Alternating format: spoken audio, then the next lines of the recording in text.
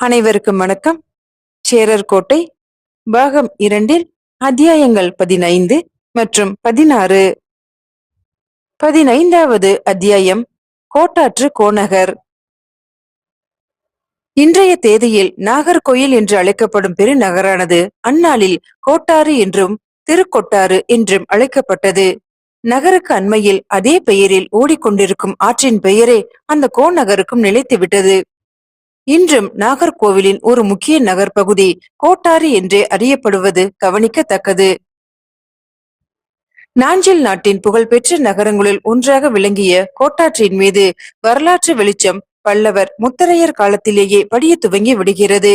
இந்நாளில் தஞ்சைக்கு அருகில் அமைந்துள்ள வல்லம் என்ற சிற்றூரில் காணப்படும் முத்தரையர் கல்வெட்டு ஒன்று கோட்டாற்று இளம் பெருமன்னார் என புலவர் பெருமகனை குறிப்பிடுகிறது. ஆய்வேல் அரசரின் ஆட்சிக்கு உட்பட்ட நாஞ்சில் நாட்டின் முக்கிய வாணிப கேந்திரமாகவும் படைத்தளமாகவும் கோட்டாறு விளங்கியதால் அந்நகரை அந்நியர் படையெடுப்பிலிருந்து பாதுகாக்க வேண்டி கோட்டை பெருமதில் ஒன்று அக்காலத்தில் எழுப்பப்பட்டிருந்தது. இந்த மதிலும் கோநகரும் கிபி 8ஆம் நூற்றாண்டில் பாண்டிய வேந்தர் நெடுமாறனால் தாக்கி அளிக்கப்பட்டன என்பதை பாண்டி கோவை வரிகள் உணர்த்தும். இவ்வாறு பல்லவர் முத்தரையர் காலத்திலும் அதனைத் தொடர்ந்த இடைக்கால பாண்டியர் ஆட்சி காலத்திலும் சிறப்புற விளங்கிய இந்த நகரானது நமது கதை நடக்கும் காலத்திலும் மிகுந்த முக்கியத்துவம் பெற்ற நகராகவே விளங்கியது. மலைநாட்டில் விளையும் முக்கிய பொருட்களான மிளகு, தேன், அகில், சந்தனம், ஏலக்காய், லவங்கம் முதலானவை இங்கே மொத்தமாக கொள்முதல் செய்யப்பட்டன. மலைநாட்டில் விளைந்த பொருட்களை கீழ்த்திசை நாடுகளுக்கும் மேல்திசை நாடுகளுக்கும் களம் களமாக ஏற்றுமதி செய்து கொண்டிருந்த திசை 1500 பதினெண் பூமி நாட்டாரும் 5 வண்ணத்தாரும் இதர வணிகர் குழுமங்களும் தம் தம் பிரத்யேக வாணிப பிரதிநிதிகளை கோட்டாற்றில் குடியமர்த்தி இருந்தார்கள். அந்த மிகுதியான வாணிப போக்குவரத்தினால் சேரிகள் என்று அழைக்கப்படும் குடியிருப்பு பகுதிகள் நகரில் உருவாகலாயின. அவற்றுள் கோட்டாற்றின் தெற்கே நின்று அருளிய பிரான் திருக்கோவிலை ஒட்டி உருவான தென்சேரியும், மத்திய பகுதியில் நாகராஜர் திருக்கோவிலை ஒட்டி உருவான உலக முழுதுடையால் சேரியும், நகரின் வடபகுதியில் உருவாக்கப்பட்ட வடசேரியும் முக்கியமானவையாகும். இன்றைய தேதியிலும் நாகர்கோவிலின் வடக்கு பகுதி வடசேரி என்றே அழைக்கப்படுவது கவனிக்கத்தக்கது. உலக முழுதுடையால் சேரி இந்நாளில் ஒழுகின சேரி என்ற திரிந்த பெயருடன் புழக்கத்தில் இருக்கிறது. பெயரளவில் ஏதோ இந்த 2 சேரிகளாவது பிழைத்துள்ளனவே என ஆறுதல் கொள்ள வேண்டியதுதான். கோட்டாற்றிலிருந்து திருவிசீந்திரம் அதாவது சுசீந்திரம் வழியாக தெற்கே களிக்குடி வரை சென்ற அந்நாளைய சகட பெருவழி மருந்துவாள் மலையையும் ஸ்ரீவல்லப பெருஞ்சாலையையும் கடந்துதான் சென்றது என்பது குறிப்பிடத்தக்கது. ஆதவன் புலர்ந்து ஓரிரு நாளிகைகள் கழிந்து விட்ட பிறகும் அந்த காலை பொழுதில் ஒரு பல்லக்கும் 3 புறவிகளும் மேற்குறிப்பிட்ட பெருவழியில் கோட்டாற்றை நோக்கி துரித பயணம் மேற்கொண்டிருந்தன. பல்லக்கில் தம்புராட்டியாரும் புறவிகளில் பிக்ஷுவும் நண்பர்களும் ஆரோகணித்திருந்தார்கள். அன்றைய பொழுது முழுவதுமாக புலர்வதற்கு முன்னரே நண்பர்கள் இருவரையும் துயில் எழுப்பிவிட்டு வெளியே கிளம்புவதற்கு ஆயத்தமாகும்படி கூறிவிட்டார் தம்புராட்டியார்.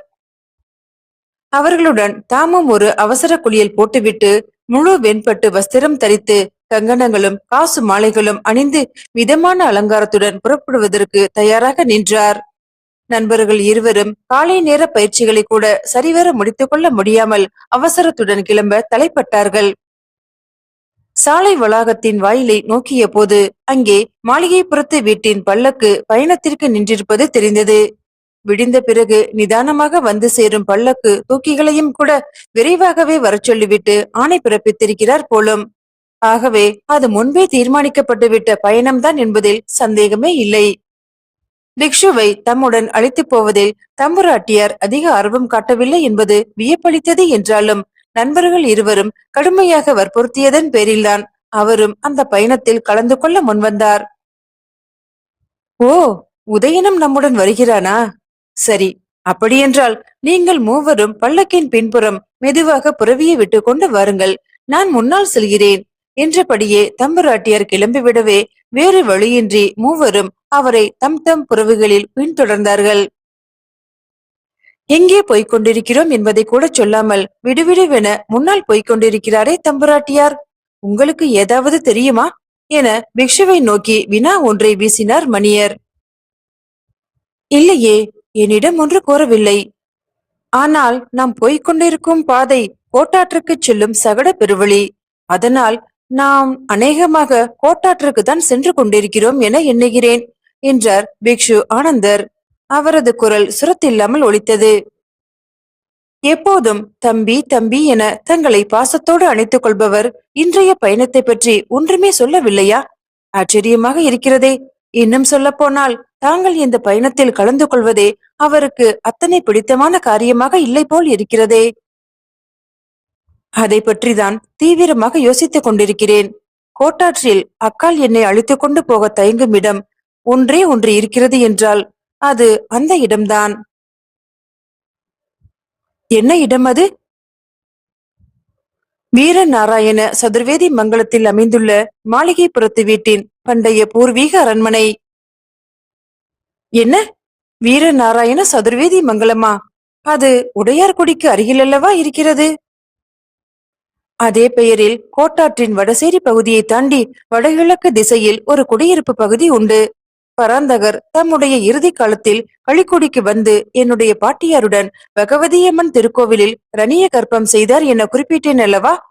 அந்த நேரத்தில் எங்கள் வீட்டின் தம்புரான் அவரது வருகையின் நினைவாக எங்கள் மாளிகையின் மேற்பகுதியில் 10 வீடுகள் கொண்ட ஒரு சிறிய சதுர்வேதி மங்கலத்தை அமைத்தார். இன்றைக்கு அது பல பல வீடுகளாகி பல்கி பெருகி விட்டது. தங்களுக்கு சொந்தமான பூர்வீக அரண்மனைக்கு தங்களை அழைத்துச் செல்வதில் அவருக்கு என்ன தயக்கம்? அங்கு எங்களின் உற்றார் உறவினர் எல்லாம் இன்னும் வசித்து வருகின்றனர். குறிப்பாக எங்களது வயதான தாய்மாமன் அங்கே இன்னும் இருக்கிறார். அவர்தான் தற்போது குடும்பத்தில் மூத்தவர். ஒரு காலத்தில் அவரது பெண்ணை நான் மனம் செய்து கொள்வதாக நிச்சயிக்கப்பட்டு இருந்தது. ஆனால் அந்த திருமணம் நடைபெறவில்லை. அதனால் என் மீது அவருக்கு இன்னும் கோபம் மிச்சம் இருக்கிறதோ என்னவோ. மேலும் இக்கட்டான நேரத்தில் குடும்ப பாரத்தை ஏற்காமல் நான் இல்லறத்தை விட்டு விலகி ஓடிவிட்டதாகத்தான் இன்னும் எங்களின் உறவினர் கருதி கொண்டிருக்கின்றனர். அதனால்தான் அவர்களின் முன்னிலையில் என்னை கொண்டு போய் நிறுத்துவதில் அக்காலுக்கு தயக்கங்கள் ஏற்பட்டிருக்க வேண்டும். என்ன, இக்கட்டான நேரத்தில் குடும்பத்தை துறந்து ஓடினீர்களா? ஏன், எதற்காக அப்படி செய்தீர்கள்? ஆம், எங்களின் குடும்பத்திற்கு வந்த மிகப்பெரிய சோதனையான நேரம் அது. காந்தலூருக்கு சென்று திரும்பிய அக்கால் கர்ப்பவதியாக திரும்ப வந்தார் என நான் குறிப்பிட்டேன் அல்லவா? அதனைத் தொடர்ந்து எல்லையில்லாத குழப்பங்கள் அந்த மாளிகையில் நீடித்தன. முறை தவறி குழந்தை பெற்றுக்கொள்வது என்பது எங்களின் வம்சத்திலேயே நடந்திராத காரியம் என வீட்டின் மூத்த தம்புரான் துடியாக துடித்தார். கடைசியில் பாட்டியாரின் பலமான வற்புறுத்தலுக்கு பிறகே வலியசாலை குடும்பத்தாருக்கு முறையாக திருமணம் செய்து வைக்கும்படி ஓலை அனுப்புவது என முடிவெடுத்தார். பரஸ்பர நண்பர் ஒருவரின் மூலம் அந்த ஓலையும் அனுப்பி வைக்கப்பட்டது. ஆனால் வலியசாலை குடும்பத்தின் மூத்த ஆச்சாரியரான பத்மநாப நம்பூதிரியோ தனது மகனுக்கும் அக்காலுக்கும் எவ்விதமான சம்பந்தமும் இல்லை என ஒரே அடியாக மறுத்ததோடு மட்டுமல்லாமல் எங்களின் குடும்பத்து பெண்ணை பற்றியும் மாளிகைப்புறத்து வீட்டை பற்றியும் தகாத வார்த்தைகள் பேசி அனுப்பிவிட்டார். அக்காலின் கர்ப்பத்திற்கு காரணமான திருநாராயண பட்டதிரி தனது தந்தையை எதிர்த்து பேச திராணி இல்லாதவராக மௌனமாக இருந்துவிட்டார். இவ்வாறாக நல்லபடியாக திருமணத்தில் நடந்து முடிந்திருக்க வேண்டிய ஒரே சமரச முயற்சியும் தோற்று போனது. அக்காலின் எதிர்காலம் கேள்விக்குறியாகி நின்றது. உற்றார் உறவினரின் ஏசல்களை தாங்க முடியாமல் உச்சகட்ட கோபத்தில் என்ன செய்கிறோம் என்றே தெரியாமல் தன்னுடைய இறுதி முயற்சியில் தம்புரான் ரகசியமாக ஈடுபட்டார். எங்கள் வீட்டில் வைத்தியம் செய்து கொண்டிருந்த மருத்துவச்சியின் உதவியுடன் தகாத மருந்துகளை எல்லாம் அக்காலை உட்கொள்ள வைத்தார்.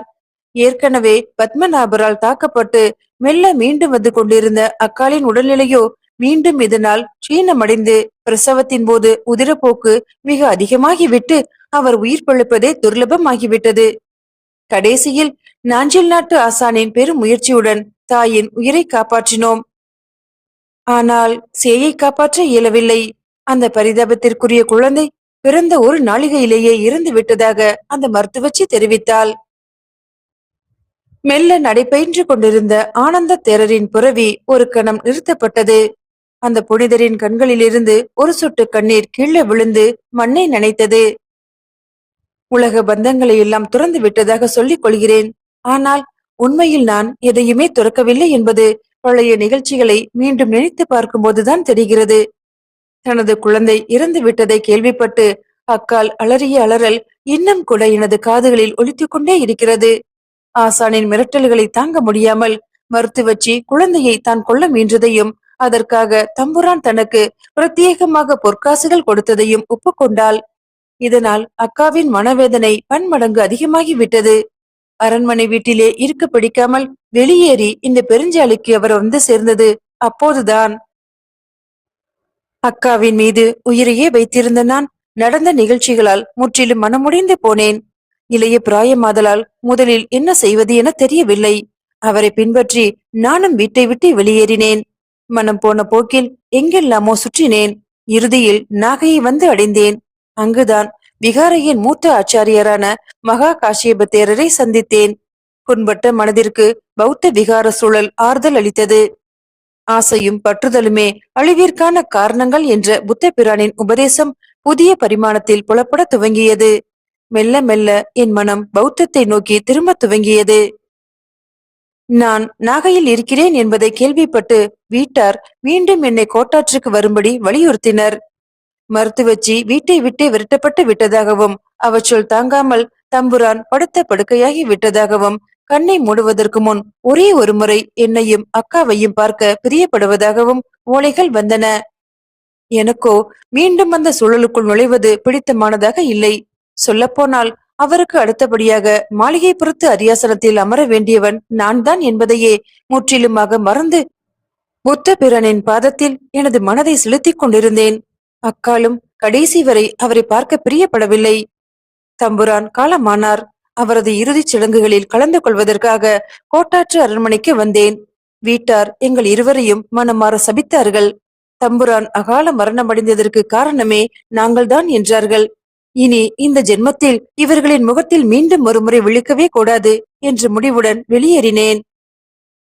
ஸ்ரீவல்லப பெருஞ்சாலையின் சூழல் அக்காவின் மனநிலைக்கு ஏற்றவாறு அமைந்திருந்தது. நாஞ்சில் நாட்டு ஆசானுடன் தீவிரமான களரி பயிற்சியில் அவர் தன்னை ஈடுபடுத்திக் கொள்ள துவங்கினார். அவரிடம் மட்டும் எனது எதிர்கால திட்டங்களை தெரிவித்துவிட்டு மீண்டும் நாகைக்கு வந்தேன். அப்போது ஆச்சாரியார் ஒரு பௌத்த சங்க விழாவில் கலந்து கொள்வதற்காக ஸ்ரீ விஜய தேசத்திற்கு புறப்பட்டு கொண்டிருந்தார். அவருடன் நானும் இணைந்து கொண்டேன். சொர்ண தீபம், ஜம்பு தீபம், லங்கா சோகம், கடாரம், மாப்பளம், சீனம் என பல்வேறு இடங்களுக்கும் பயணித்தேன். இறுதியில் காம்போஜத்தில் என் மனம் நிலை கொண்டது. அங்கேயே இத்தனை வருட காலமாக தங்கிவிட்டேன். இத்தனை வருடங்கள் கழித்து இப்போது திடீரென தட்சிண தேசத்திற்கு தாங்கள் வர முடிவெடுத்தது ஏனோ என்றொரு வினோதமான கேள்வியை எழுப்பினார் மழப்பாடியார். அவருக்குள் ஏதேதோ எண்ணங்கள் முளைத்திருந்தன. ஆரம்பம் முதல் தற்செயலாக நடைபெற்றுக் கொண்டிருப்பவை போல தோற்றமளித்த நிகழ்ச்சிகள் அனைத்துமே உண்மையில் தற்செயலானவை அல்ல என்ற அதிர்ச்சிகரமான உண்மை அவருக்கு மெல்ல மெல்ல புலப்பட துவங்கியிருந்தது. பிக்ஷு அவரது கேள்விக்கு நேரடியாக பதில் கூற தயங்கினார் போல தெரிந்தது. நண்பா, எவரிடமும் எப்போதும் பொய் பேசக்கூடாது என்ற விரதத்தை ஏற்றிருக்கிறேன். ஆனால் உங்களின் கேள்விக்கு தற்போது விடையளிப்பதை தவிர்க்கிறேன். இதனால் உங்களின் மனதில் பல சந்தேகங்களும் எழலாம். அவை அனைத்திற்குமே விரைவிலே விடை கிடைக்க புத்த பிரான் அருள் புரிவாராக. அதோ திருச்சிவேந்திரம் திருக்கோவிலில் ஸ்ரீ விமானம் சற்று தூரத்தில் புலனாகின்றது. இன்னும் ஓரிரு நாளிகைகளில் கோட்டாற்று மதில் புலப்பட துவங்கிவிடும். வாருங்கள் செல்வோம் என்றபடியே புறவியை முன்விட்டு கொண்டு சென்றார் ஆனந்த தேரர். அத்தியாயம் 16. அரண்மனை விஜயம். ஸ்தானுமால் அயன் திருக்கோவிலில் ஒரு அவசர தரிசனத்தை முடித்துக் கொண்ட நமது பிரயாணிகள் உடனடியாக கோட்டாற்றை நோக்கிய தங்களது பயணத்தை தொடர்ந்தார்கள். அந்நகரின் தெற்கு வாயிலை நெருங்க நெருங்கத்தான் அங்கே படை வீரர்களின் போக்குவரத்தும் இராணுவ கெடுபிடிகளும் மிகுதிப்பட்டிருப்பதை உணர முடிந்தது. பொதுமக்களிடம் விசாரித்ததில் சோழர் படைகள் தென்பாண்டி நாட்டை நோக்கி வேக வேகமாக படையெடுத்து வந்து கொண்டிருப்பதாகவும் ஆரைவாய் மொழி கோட்டை ஒருவேளை அவர்களுக்கு பணிந்துவிட்டால் அடுத்த ஆபத்து கோட்டாற்றுக்குதான் என்பதால் கோட்டையை சுற்றிய பாதுகாவல் ஏற்பாடுகள் பலப்படுத்தப்பட்டிருப்பதாகவும் செய்திகள் கிடைத்தன. கோட்டைக்கரையின் கட்டுக்காவலை கடந்து சோழன் வருவது என்பது நடக்காத காரியம்தான் என்றாலும் எச்சரிக்கையாக இருப்பது நல்லதல்லவா என அவர்களில் சிலர் பகிரங்க இருமாப்புடன் குறிப்பிட்டது நண்பர்களை சஞ்சலப்படுத்தியது. அத்துடன் புதிதாக பட்டமேற்றிருக்கும் ஆய்வேல் மன்னர் அன்று மாலை கோட்டாற்றுக்கு விஜயம் செய்ய போவதாகவும், பாதுகாவல் ஏற்பாடுகளை தாமே நேரில் வந்து பார்வையிடப் போவதாகவும், அதன் காரணமாகவே நகரில் போக்குவரத்து மிகுந்து விட்டது எனவும் பல்வேறு வகையான வதந்திகள் காதுகளில் வந்து விழுந்தன. அவற்றில் எது உண்மை எது பொய் என்பதை உய்த்து உணர முடியவில்லை. எது எப்படியோ, கோட்டாற்றில் இப்போது நிலவும் இந்த பரபரப்பான சூழ்நிலையில் தெற்கு வாயிலுக்குள் நுழைந்து நகரின் ஊடாக பயணிப்பதை விட கோட்டை பெருமதிலை ஒட்டி சென்று நகரை சுற்றி வளைத்துக் கொண்டு வடகிழக்கே அமைந்துள்ள வீரநாராயண மங்கலத்தை அடைவதுதான் நல்லது என அனைவருக்கும் தோன்றியது. ஆகவே பல்லக்கும் புறவிகளும் பாதை மாறி கிழக்கே திரும்பின. பரவாயில்லையே, புதிதாக பட்டமேற்றுள்ள ஆய்வேல் அரசர் வரகுணர் மிகுந்த சுறுசுறுப்புடன் செயல்படுகிறார் போல் இருக்கிறதே என வியந்தார் பிக்ஷு. ஆமாம், சுறுசுறுப்புக்கு ஒன்றும் குறைவில்லைதான். கோட்டாரே இத்தனை அமர்க்களப்படுகிறது என்றால் ஆரைவாய் மொழி என்ன பாடுபட்டு கொண்டிருக்கிறதோ என அழுத்து கொண்ட மணியனாரின் குரலில் கவலை தோய்ந்திருந்தது. கவலைப்படாதீர்கள், எப்பேற்பட்ட கட்டுக்காவலையும் முறியடிப்பதற்கு அருள்மொழிவர்மர் ஏதேனும் உபாயங்கள் வைத்திருப்பார் என்றார் பிக்ஷு ஆறுதல் அளிக்கும் தொனியில். உபாயமோ அபாயமோ, ஏதேனும் தந்திர மந்திரங்கள் செய்து கணவாயை கடந்தால் சரி என முடித்துக் கொண்டார் மணியனார். அதற்கு மேல் அவர்களின் சம்பாசனை பெரிதாக வளரவில்லை. மூவரின் எண்ணங்களும் வெவ்வேறு திசைகளில் சூறாவளியாக சுற்றி சுழன்று கொண்டிருந்தன. அருள்மொழிவர்மரின் ஆரைவாய் மொழி படையெடுப்பு நினைத்த வெற்றியை கொடுக்குமா? அப்படியே ஒருவேளை வெற்றி கிட்டுகிறது என வைத்துக் கொண்டாலும் கூட அதன் பிறகு என்ன நடக்கும்? நேராக சோழர் படைகள் நாஞ்சில் நாட்டின் வழியே பயணித்து காந்தலூரை நோக்கி திரும்புமா? அப்படி திரும்பினால் காந்தலூர் ஆச்சாரியார் என்ன செய்வார்? மலைநாட்டின் பேரரசரான சேரமான் பெருமாள் என்ன செய்வார்? தமது ஒன்று குறை ஆயிரத்தவர் படைகளை சோழருக்கு எதிராக ஏவி விடுவாரா? மலைநாடே இரத்த களரியாக போகிறதா? இத்தனை குழப்பமானதொரு சூழ்நிலையில் களமறுக்கும் போட்டிகள் நடைபெறுவது சாத்தியம்தானா? ஒருவேளை போட்டிகளே நடைபெற இயலாத சூழ்நிலை ஏற்பட்டுவிட்டால்? இத்தனை காலமாக உயிரை கொடுத்து மேற்கொண்ட பயிற்சிகள் எல்லாம் வீணாகி விடுமல்லவா? இந்த நம்பிக்கையில் தம்புராட்டியார் தொடர்ந்து உற்சாகமாக நமக்கு பல்வேறு வகையான பயிற்சிகளை சொல்லிக் கொடுத்து கொண்டிருக்கிறார். இத்தகைய குழப்பமானதொரு சூழலில் திடீரென நிகழும் இந்த கோட்டாற்று பயணம் வேறு. இவ்வாறாக அவர்களின் மனதில் இடைவிடாமல் எழுந்த பல பல கேள்விகளுக்குமான விடைகள் ஒரு ஓலையில் இருந்தன. சேரமான் பெருமாள் பாஸ்கர ரவிவர்மன் திருவடியினால் பழைய வட்டெழுத்தில் எழுதப்பட்டிருந்த ஓலை அது. அதனை கையில் பிடித்திருந்த திருநாராயண பட்டதிரியின் முகம் கவலையாலும் சிந்தனைகளாலும் இறுகி போய் காணப்பட்டது. சிறிது நேரம் ஒன்றும் செய்ய தோன்றாமல் மூட்டு வழியை நோக்கியபடி திகைத்து நின்றார் அவர். கோட்டை மதிலை சுற்றி நடந்து நகரின் வடகிழக்கே அமைந்திருந்த சதுர்வேதி மங்கலத்தை அவர்கள் அடைவதற்குள் நண்பகல் நேரமாகிவிட்டது. பசி மிகுதியாக இருந்ததால் பகல் உணவை வழியிலேயே முடித்துக் கொள்ள நேர்ந்தது. சதுர்வேதி மங்கல பகுதிகளுக்கு சிறிது மேற்கே ஏறக்குறைய அரைக்கல் தொலைவில் அரண்மனை வளாகம் அவர்களின் கண்களுக்கு புலனானது. மலைநாட்டின் மற்ற பல அரண்மனைகளைப் போல முழுக்க முழுக்க செந்நிற ஓடுகளாலும் வேலைப்பாடுகள் மிகுந்த மரச்சட்டங்களாலும் வணையப்பட்டிருந்த மாளிகைப்புறத்து அரண்மனையின் அழகில் நண்பர்கள் மயங்கி நின்றார்கள். வளாகத்தின் பிரதான நுழைவாயிலாக திகழ்ந்த கிழக்கு வாயிலின் கீழ் பெரிய அளவில் வட்ட வடிவ ராஜலட்சுமி செதுக்கப்பட்டிருந்தது. அதன் கீழே ஒரு காலத்தில் எவராலோ கட்டப்பட்ட மாவிலை தோரணம் காற்றில் அசைந்தாடி கொண்டிருந்தது. காய்ந்து சருகாகி கிடந்த அந்த மாவிலைகள் காற்றின் ஏடுகளில் அந்த ராஜ குடும்பத்தின் வளர்ச்சியையும் வீழ்ச்சியையும் ஒரு காவியமாக புனைந்து கொண்டிருந்தன போலும். அரண்மனை வளாகத்திற்குள்ளும் நடமாட்டங்கள் அதிகம் தென்படவில்லை. வெள்ளாட்டிகள் ஓர் இருவர் மட்டுமே குனிந்த தலை நிமிராமல் குடங்களில் நீர் சேந்தி கொண்டு இருந்தார்கள். நமது பிரயாணிகள் தமது படை பரிவாரங்கள் புடைசூழ மாளிகைக்குள் நுழைவதை கூட அவர்கள் பொருள்படுத்தியதாக தெரியவில்லை. அடித்து கொண்டு போவதற்கு இங்கே அப்படியென்ன செல்வம் கொட்டி கிடக்கிறது என்று அலட்சியமாக இருக்கலாம். வாயிலை கடந்து சிறு வீதியின் வழியாக விருந்தினர்களை வரவேற்கும் முக்கிய பகுதியாக திகழ்ந்த திருமா மணியம்பலம் என்ற மாளிகை மண்டபத்தை நெருங்கிய பிறகே தம்புராட்டியார் பல்லக்கை விட்டு கீழே இறங்கினார். உதயா, அக்கா எப்படி இருக்கிறதடா நமது அரண்மனை? சற்றே பழமையானதாக, கவனிப்பாரற்றதாக தோன்றுகிறது அக்கா. சுவர்கள் எல்லாம் வண்ணங்களைக் கண்டு பல பல ஆண்டுகள் ஆகிவிட்டன. ஆங்காங்கே ஏராளமான தூசியும் தும்பும் படிந்திருக்கின்றன. அதோ திருமாமணியம்பலத்தில் நம் கண்களுக்கு முன்னால் விரியும் தம்புரானின் ஓவியத்தின் மீது மட்டுமே அடையடையாக எத்தனை ஒட்டடை! அவற்றை துடைப்பதற்கு கூட நாதி இல்லை அக்கா. கொடுமையான காட்சி. தம்புராட்டியாரின் நிலை கொத்திய விழிகள் ஈரமாயின. எப்படி இருந்த குடும்பம் எத்தனை தூரம் நசிந்து விட்டது பார்த்தாயா உதயா? எல்லாம் என்னால் தானே. இல்லை அக்கா, நடந்த நிகழ்வுகளுக்கு நீங்களோ நானோ பாட்டியாரோ தம்புரானோ அல்லது மற்றவர்களோ காரணமல்ல. விதி நடத்திய நாடகத்தில் நாம் அனைவருமே பகடைக்காய்கள், அவ்வளவுதான். இது நமது கர்ம வினை, முற்பிறவிகளில் செய்த பாவ புண்ணியங்களின் விளைவு. அவற்றை அனுபவித்துதான் ஆக வேண்டும் என பௌத்தம் போதிக்கிறது. இந்த ஜென்மத்தில் இனி ஒரு முறை இந்த அரண்மனை மண்ணில் கால் பதிக்க கூடாது என்கிற உறுதியான முடிவுடன் தான் இருந்தேன். உம் இந்த குழந்தைகளுக்காக அதையும் விட்டுக் கொடுக்க வேண்டியதாகிவிட்டது. என்ன, இவர்களுக்காக விட்டுக் கொடுத்தீர்களா என வினவினார் பிக்ஷு ஆச்சரியத்துடன். அந்த கேள்விக்கு தம்புராட்டியார் விடை கூற துவங்கும் முன்பு மாளிகையில் ஆளரவங்கள் கேட்க துவங்கின. ஆறது மோளே என வினவியபடியே ஒரு வயதான கிழவர் தமது பிராயத்திற்கே உரிய தள்ளாட்டங்களுடன் வாயிலில் தோன்றினார். வாயிலில் நிற்கும் உருவங்களை இன்னார் என அவரால் சரியாக அவதானிக்க முடியவில்லை. கண்களை இடுக்கிக் கொண்டு புருவங்களை நெரித்து வலக்கரத்தை நெற்றியில் ஊன்றி ஒருவாறு அவர்களை அடையாளம் காண முயன்றார் அவர்.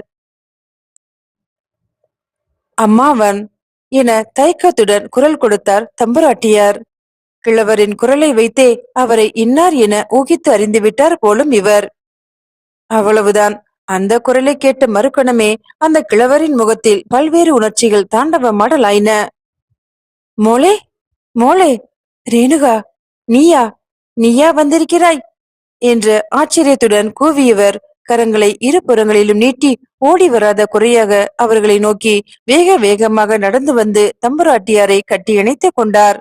இருவரின் கண்களில் இருந்தும் கண்ணீர் தாரை தாரையாக கொட்டியது. மோளே, எங்கே கடைசி வரையில் உன்னை பார்க்காமலே கண்ணை மூடிவிடுவேனோ என பயந்தேன். நல்ல வேளை, கன்னியா பகவதி ஒரு வழியாக மனது வைத்தாள் என்றார் கிழவர். அவரது பேச்சில் மலைநாட்டின் தாக்கம் அதிகமாக இருப்பதை நண்பர்கள் கவனித்தார்கள். அம்மாவன், என்னுடன் உதயனும் வந்திருக்கிறான் என தம்புராட்டியார் மெல்ல காதறிய சென்று மொழிந்த பிறகே கிழவர் பல்லக்கின் பின்புறம் நின்றிருந்த பிக்ஷுவையும் நண்பர்களையும் கவனிக்கவே செய்தார். என்ன, உதயனா? உதயனம்மா உன்னுடன் வந்திருக்கிறான் என்றபடியே தனது பழுதுபட்ட பார்வையால் மூவரையும் துளாவியவர் ஒரு வழியாக சற்று சிரமத்தின் பேரில் பிக்ஷுவை அடையாளம் கண்டு கொண்டார். பண்டைய மாளிகைப்புறத்து வீட்டின் இளவரசனை ஒரு துறவியின் தோற்றத்தில் காணும் அதிர்ச்சி அவரது முகத்தில் அப்பட்டமாக தெரிந்தது. உதயா, நீ நிஜமாகவே துறவரம் மேற்கொண்டு விட்டாயா என நம்ப முடியாமல் வினவிய அவரது குரலில் துக்கமும் ஆதூரமும் கலந்திருந்தன. ஆம் அம்மாவன், நான் பல வருடங்களுக்கு முன்னரே துறவரம் பூண்டு விட்டேன் என மிக தெளிவாக வருத்தம் தொனிக்காத குரலில் அவருக்கு பதில் புகன்ற பிக்ஷு தொடர்ந்து, குடும்பத்தார் அனைவரும் நலம்தானே என வினவினார். இங்கே என்ன நலம் வேண்டி கிடக்கிறது? ஏதோ உயிரோடு இருக்கிறோம், அவ்வளவுதான்.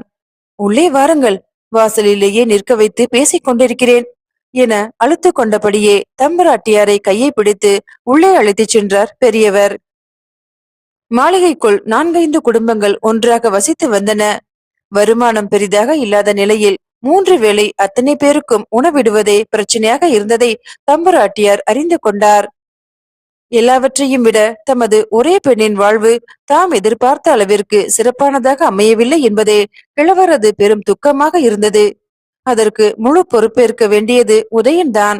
அவன்தான் மிக முக்கியமானதொரு தருணத்தில் குடும்பத்தை விட்டு விலகிச் சென்று விட்டான் என அவர் பகிரங்கமாக பிக்ஷுவின் மீது குற்றம் சாட்டவும் தயங்கவில்லை.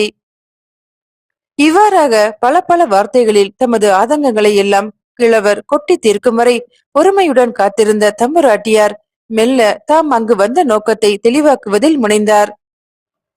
அம்மாவன், முன்பு கோட்டாற்றில் நமது குடும்பத்திற்கு மிகவும் நெருக்கமான ஒரு நாடக ஆசிரியன் வசித்து வந்தாரே, ஞாபகம் இருக்கிறதா? ஒவ்வொரு சித்ரா பௌர்ணமியின் போதும் அவரை அழைத்து வந்து மூத்த தம்புரான் நாளெல்லாம் வெளியில் கூத்து கட்ட சொல்வாரே. கிழவருக்குள் பழைய நினைவுகள் பல அலைமோதி அவரை ஒரே அடியாக குழப்பி அடித்தன போலும்.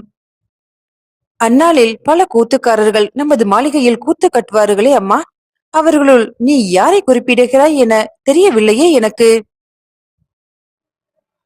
பல கூத்துக்காரர்கள் நமது மாளிகைக்கு வந்து போவார்கள் என்பது உண்மைதான். ஆனால் அவர்களுள் ஒருவருக்கு மட்டுமே தம்புரானோடு நெருக்கமான தொடர்பு இருந்தது. அதனால்தான் நாலாம் வெளியில் கூத்து கட்டும் உரிமையும் அவருக்கு மட்டுமே அளிக்கப்பட்டிருந்தது. நல்ல சிவந்த மேனியராக நெகு நெகுவென 6 அடி உயரத்திற்கு இருப்பார். நீ குறிப்பிட்ட பிறகு கொஞ்சம் போல ஞாபகம் வருகிறது. ஆமாம், அவருக்கென்ன இப்போது? அவர் இப்போது எங்கிருக்கிறார்? கோட்டாற்றில்தானே வசித்து வருகிறார், அல்லது வேறு இடத்திற்கு குடிபெயர்ந்து விட்டாரா என்பதை குறித்த தகவல் எனக்கு தேவை. அவரா? அவர் நமது மாளிகைக்கு வந்தே பல பல வருடங்கள் ஆகின்றனவே. இப்போது எங்கிருக்கிறார் என்பது தெரியவில்லையே. பிராயத்தில் என்னை விட பெரியவராயிற்றே அவர். இப்போது ஜீவித்திருக்கிறாரா இல்லையா என்பதே தெரியவில்லையே என்றெல்லாம் இழுத்தார் பெரியவர். தம்புராட்டியாரின் முகத்தில் முன் காணப்பட்ட உற்சாகம் மறைந்து போய் ஏமாற்றத்தின் நிழல் படிந்தது. திருமாமணியம்பலத்தில் அதுவரை நடைபெற்றுக் கொண்டிருந்த உரையாடல்களை மௌனமாக உள்ளிருந்து செவிமடுத்துக் கொண்டிருந்த பெரியவரின் மனையாட்டி, கொஞ்சம் அகத்தே வருகிறீர்களா என குரல் கொடுத்தார். அவர் உள்ளே நுழைந்ததுதான் தாமதம். அடுத்த கணமே பலமான அர்ச்சனைகள் ஆரம்பமாயின. உங்களுக்கு நிஜமாகவே எல்லாமே மறந்து போய் விடுகிறதா என்ன? அவர்கள் 4ஆம் வெளியில் கூத்து கட்டி கொண்டிருந்த திருமூல சாக்கியரை பற்றி தானே விசாரித்துக் கொண்டிருக்கிறார்கள். நமது தோவாளை பரஞ்சோதி தமது ஒரே பெண்ணை அவரது பேரனுக்குத்தானே கட்டி கொடுத்திருக்கிறார். அந்த பெண் கூட ஓரிரு திங்களுக்கு முன்பு இங்கே வந்திருந்ததே. பாட்டனுக்கு உடல்நிலை சரியில்லை என்றும் வைத்தியத்திற்காக திருவன் பரிசாரத்தில் தளிக்கு அருகில் வீடு எடுத்து தங்கி இருப்பதாகவும் கூட தெரிவித்ததே. ஏன், சாக்கியர் உயிரோடு இருக்கிறாரா இல்லையா என்பதே தெரியவில்லை என்றெல்லாம் அச்சான்யமாக உளறுகிறீர். அட, ஆமாம் பார்வதி, பரஞ்சோதியின் பெண்ணை நான் மறந்துதான் போய்விட்டேன். வயதாகி விட்டதல்லவா என்றபடியே அசடு வழிய வெளியே வந்தார் கிழவர். அவரிடம் சாக்கியர் தங்கியிருக்கும் இடம் பற்றிய விவரங்கள் எல்லாம் தெரிந்து கொண்டு அவரது சம்பிரதாய விருந்து மரியாதைகளை எல்லாம் மறுத்தளித்து இதர உற்றார் உறவினர்களிடமும் கூட சரிவர உரையாடாமல் கருமமே கண்ணாயினராக அங்கிருந்து கிளம்ப தலைப்பட்டார் தம்புராட்டியார். அரண்மனை வளாகத்தை விட்டு அவர்கள் வெளியே வந்ததுமே பிக்ஷு பொறுக்க மாட்டாதவராக, ஏன் அக்கா இப்படி ஒரு அனல் பறக்கும் அவசரத்தில் இருக்கிறாய்? எத்தனையோ வருடங்களுக்கு பிறகு நமது அரண்மனைக்கு வந்திருக்கிறோம். நின்று நிதானமாக ஒரு நாளிகை பொழுதையாவது அவர்களுடன் கழித்திருக்க கூடாதா? நாம் சிறுவயதில் ஓடி விளையாடிய இடங்களை எல்லாம் நண்பர்களுக்கு காட்டியிருக்க கூடாதா? இப்படி அவசர அவசரமாக கிளம்பி விட்டோமே என்றார் வருத்தம் தொனிக்கும் குரலில். உதயா, அதற்கான சமய சந்தர்ப்பம் இது அல்ல. நாம் அந்த சாக்கியரை உடனடியாக சந்திக்க வேண்டி இருக்கிறது. அந்த பழைய சாக்கியரை தரிசிப்பதற்கு அப்படி என்ன தலை போகிற அவசரம் வந்து விட்டது? அந்த திருமூல சாக்கியர் ஸ்ரீவல்லப பெருஞ்சாலையின் பழைய தலைமுறையை சேர்ந்த மாணக்கர். அந்த பரம்பரையில் அவரை தவிர வேறு எவருமே தற்போது உயிருடன் இல்லை. திறவுகோள் சூத்திரங்களான பண்டைய குருஸ்துதியை தெரிந்து கொள்ள நமக்கு இருக்கும் ஒரே வாய்ப்பு அவர்தான் உதயா. உடனடியாக அவரை சந்தித்தே ஆக வேண்டும். சாக்கியரை அன்றே சந்தித்தாக வேண்டுமென தம்புராட்டியாரின் உள்மனதில் ஒரு அவசரம் உருவானதற்கு காரணம் இருந்தது. திருவன் பரிசாரத்தில் திருமூல சாக்கியர் தமது வாழ்நாளின் கடைசி தருணங்களை அப்போது ஒவ்வொன்றாக எண்ணிக்கொண்டிருந்தார். பின் குறிப்பு: பெரும்பாலான கல்வெட்டுகளில் நாஞ்சில் நாடு நாஞ்சி நாடு என தெரிந்தே அழைக்கப்பட்டுள்ளது. நாகர்கோவில் சோழபுரத்தில் அமைந்துள்ள சுந்தரச்சோழ பாண்டியர் கல்வெட்டு. சகடம் என்றால் சக்கரம் என பொருள். ரதங்கள் ஊர்ந்து செல்லும் அளவிற்கு பெரிதாக இருந்த வழிகள் சகட பெருவழிகள் என்று அழைக்கப்பட்டன அக்காலத்தில். வீரநாராயண சதுர்வேதி மங்கலம். இப்பகுதி இன்றைய தேதியிலும் வீரநாராயண மங்கலம் என்று அழைக்கப்படுவது குறிப்பிடத்தக்கது. இதற்கான வரலாற்று சான்றுகள் எதுவும் இல்லை. இப்பகுதி பாண்டிய மன்னரான பராந்தக வீரநாராயணரின் பெயராலும் அமைக்கப்பட்டிருக்கலாம். அம்மாவன், தாய்மாமன். மீண்டும் அடுத்த அத்தியாயத்தில் சந்திக்கலாம். நன்றி.